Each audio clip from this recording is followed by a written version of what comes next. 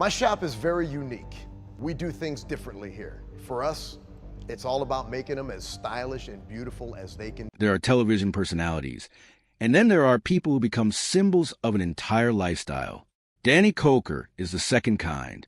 For nearly a decade, he was a bandana-wearing, sunglasses-at-midnight face of Count Kustoms, the man who could look at a rusted-out husk of a car and see exactly what one had become.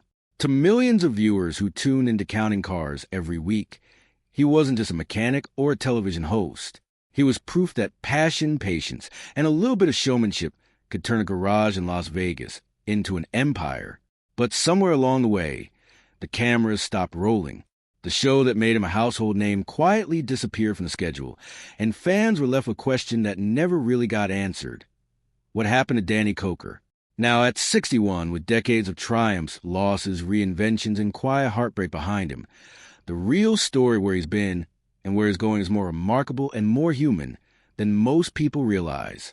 Danny Koker was born in December of 1964, and from the very beginning, his life ran on two parallel tracks: machines and performance. His father was a car enthusiast who also happened to have a background in music, and that combination shaped Danny more than almost anything else in his life.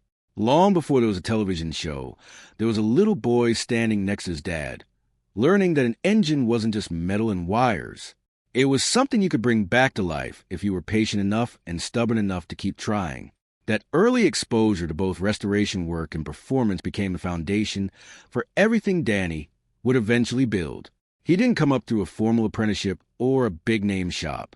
He learned by doing, by taking things apart and figuring out how to put them back together, often getting it wrong before he got it right. That hands-on, self-taught education gave him something that no classroom could have, an instinct for cars that felt less like a skill and more like a second language. At the same time, music was never far from his life. His father's background performing and touring meant that young Danny grew up around stages, instruments, and the electricity of a live crowd. He wasn't choosing between cars and music. He was absorbing both. And eventually, he would find a way to combine them into a single identity that no one had quite seen before. Long before Counting Cars, Danny Koker was already a familiar face in Las Vegas. He built a name for himself locally as a car customizer and collector, developing a reputation among enthusiasts for his eye for detail and his encyclopedic knowledge of classic and muscle cars. Vegas is a city that rewards big personalities, and Danny had one. Part car expert, part rock and roll frontman, he cultivated an image that stood out even in a city built entirely on spectacle. His first real taste of national television exposure came through an appearance on Pawn Stars, another History Channel hit that was already popular with audiences who loved watching everyday objects reveal extraordinary stories. Danny showed up as an expert guest, brought in to evaluate classic cars and motorcycles, and something about him clicked immediately with viewers.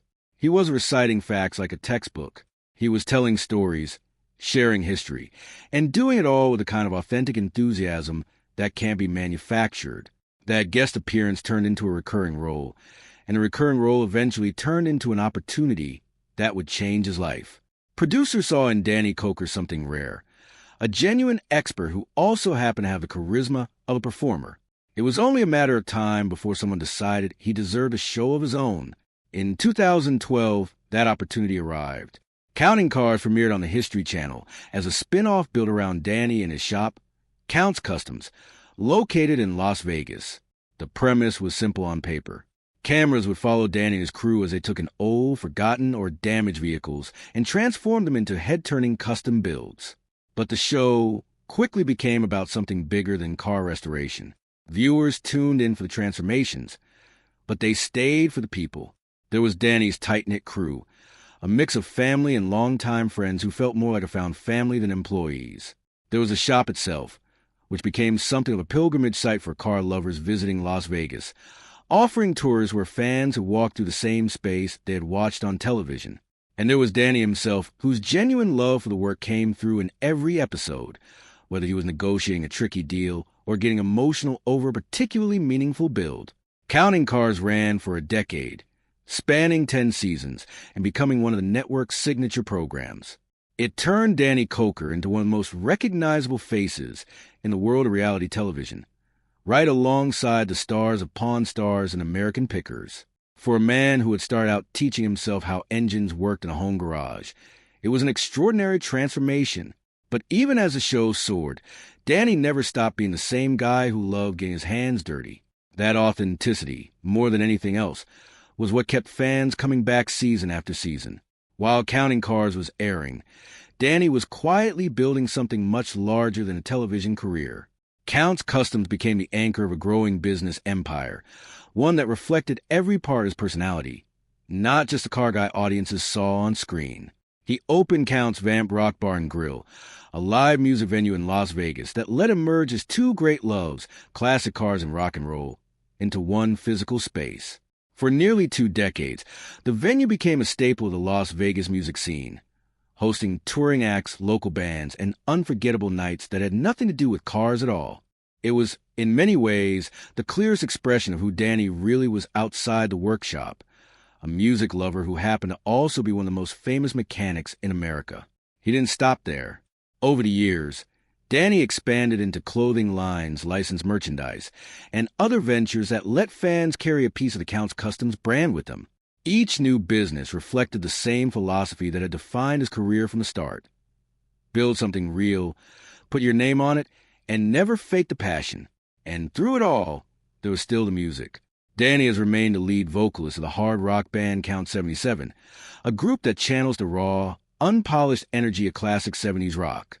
It's easy to forget, watching him talk shop about carburetors and paint jobs, that this is a man who performed on real stages in front of real crowds for decades. For Danny, though, the two identities were never separate. They were always the same person, just expressed through different instruments.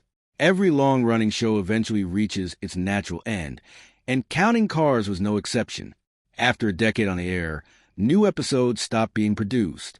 For a series that had run since 2012, a decline in ratings over time is common. Audiences shift, formats age, and networks eventually move their resources toward newer programming. That is largely what happened here.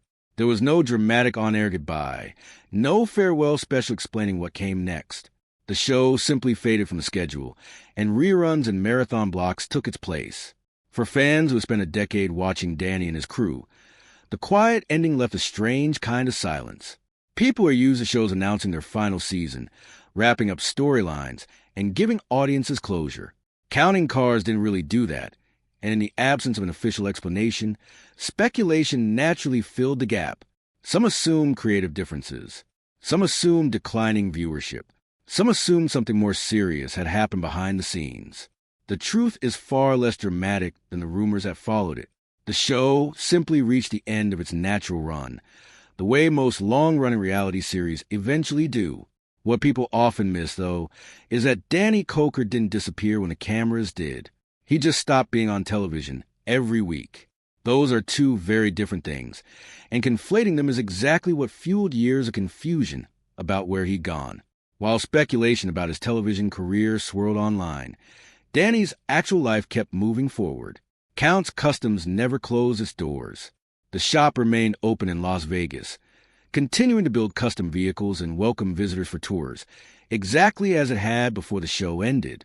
For a business that so many assumed had quietly shut down along with the television series, the reality is that it never stopped operating. Personal life also kept moving in ways that rarely made headlines. Danny has remained married to his wife, Corey, who spent years helping run Count's Vamped and has always been an important, if more private, part of his world. Theirs has never been a relationship built for the spotlight, and that has meant that a lot of what they've been through together, the good and the difficult, has stayed largely out of public view. That privacy, ironically, is part of what allowed rumors to spread so easily. When someone doesn't share every detail of their life online, people tend to fill in the blanks themselves, and the blanks they imagine are rarely as mundane as the truth usually is. There were also harder chapters. Danny's father, whose own background in music helped shape Danny's earliest years, passed away, and that loss clearly mattered deeply to a man who had built so much of his identity around the bond between them. Grief like that doesn't show up on a call sheet or a business filing. It shows up in the quiet moments, the ones fans never see, and it's part of what makes the public image of any long-running television star incomplete by definition. The version of Danny Koker that appeared on screen for a decade was real, but it was never the whole picture. Even as life off camera kept unfolding, Count 77 kept playing shows and recording music. The band remained one of the few constants throughout every other change. A reminder that for Danny, music was never a side project. It was as central to his identity as the car shop itself. In 2025, Danny made a decision that surprised many longtime fans. After nearly 2 decades in operation, Count's Vamp Rock Bar and Grill closed its doors for good. The venue had hosted countless concerts and become a genuine fixture of the Las Vegas live music scene, so news of its closure felt, to some, like the end of an era. But the reality behind the decision was less about hardship and more about honesty. Running a live music venue for close to 20 years is an enormous undertaking, one that requires constant attention on top of everything else Danny had going on, from the shop to his band to his other business ventures. By his own account, the sheer workload of keeping a nightly venue running had simply worn him down. The closing weeks were filled with sold-out shows and performances from bands that had played there for years, giving the venue the kind of celebratory send-off that a lot of long-time staples never get. It wasn't a business collapsing under pressure. It was a business owner choosing, after 2 decades, to close one chapter on his own terms. That kind of decision takes a certain amount of self-awareness, the willingness to admit that even something you built with love has run its course. For a man who has spent his entire life building things, closing something down voluntarily is its own kind of milestone, and it says a lot about where Danny was mentally and emotionally as he approached his 60s. He wasn't holding on out of stubbornness. He was making room for whatever came next. What came next arrived in the spring of 2026, when Danny returned to the public eye with something new. Count's Culture launched as a podcast and video show, blending the same elements that had always defined him: cars, music, and genuine conversation. Rather than try to recreate counting cars, the new project let Danny do something he'd always been good at but rarely got to show fully on a car restoration reality series. Sit down and talk with interesting people from across music, motorsports, and pop culture. The format gave Danny room to be more than just the guy from the car show. Guests from the rock world, motorsports, and beyond joined him for conversations that felt less like a formal interview and more like hanging out at the shop after hours. For longtime fans, it was a welcome reminder that Danny hadn't disappeared, retired, or stepped away from public life. He had simply been waiting for the right project, one that let him be all of himself instead of just a piece that fit neatly into a half-hour restoration format. It's worth pausing here to address the rumors directly, because there were plenty. Over the years that Counting Cars stayed off the air, online speculation ran in every direction, from claims about legal trouble to whispers about his health to outright false reports that he had passed away. None of that reflected reality. Danny Koker spent those years running his businesses, grieving privately, closing one chapter of his life with intention, and quietly building the next one. The absence of a weekly television show was mistaken, again and again, for the absence of life. And that was never true. Today, at 61 years old, Danny Koker's story looks less like a decline and more like a long, deliberate evolution. Count Kustoms is still standing in Las Vegas, still welcoming visitors, still building the kind of custom vehicles that made the shop famous in the first place. Count 77 still plays shows, keeping the rock and roll half of his identity as alive as ever. And with Count's Culture, he has found a new way to connect with audiences that doesn't depend on a weekly restoration format or network scheduling decisions. What makes Danny Koker's story worth telling isn't just the success, the television fame, or the business empire he built out of a childhood spent in a home garage. It's the way he's handled the quieter parts, the loss of his father, the closing of a beloved venue after 2 decades, the years spent out of the spotlight, while rumors filled the silence. He never chased headlines to correct the record. He just kept working, kept playing music, kept showing up at the shop, and let his actions speak louder than the speculation ever could. There's something genuinely moving about a person who built his entire identity on transformation, taking broken-down cars and giving them new life, choosing to apply that same philosophy to his own career. When one chapter ended, he didn't cling to it. He let it go and built something new, the same way he's done with every rusted-out project car, that ever rolled into his shop. Danny Koker may not be a weekly presence on cable television anymore, but he never really left. He just kept building, the same way he always has, one project, one song, and one honest conversation at a time. And for anyone who grew up watching him breathe new life into forgotten machines, that might be the most fitting legacy of all, a man who, even at 61, still believes that nothing worth having is ever really finished, only waiting for the next person patient enough to see what it could become. What do you think? Would you like to see Danny Koker take on an entirely new kind of project next? Let us know in the comments below.